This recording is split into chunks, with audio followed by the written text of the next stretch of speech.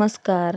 मी खूप दिवसापासून या चतुर्थीची वाट बघत होते. मला चतुर्थी धरायची होती. आज अंगारकी होती म्हणून म्हटलं आजपासून मग मी चतुर्थी धरणार आहे प्रत्येक महिन्याची. त्यामुळे मग पटकन हेअर वॉश वगैरे करून घेतला आणि झाडू वगैरे मारून घेतला. आणि इकडे बबड्या चालला होता माऊकडे. त्यामुळं म्हटलं पटापटा कामं वगैरे आवरून घ्यावीत.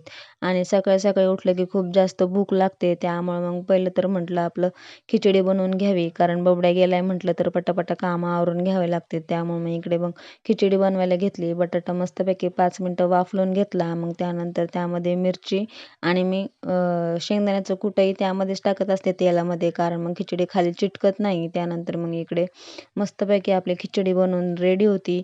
त्यानंतर मग पटकन देवपूजा वगैरे करून घेतली. आणि हे आमचं कुलदैवत आहे जे की फलटणला आहे, धुळदेव म्हणून. आणि मग जेवण वगैरे करून घेतलं. आणि बबड्यालाही खूप जास्त आवडली खिचडी आणि दही, त्यामुळे त्यालाही तेच भरवलं. आणि मग इकडे त्याची मस्ती चालू झाली. आणि बघा माझं बाळ सांगितलं नाही तरी पाया पडते. आपण जसं मुलांवरती संस्कार करू तसंच ते मुलं शिकत असतात.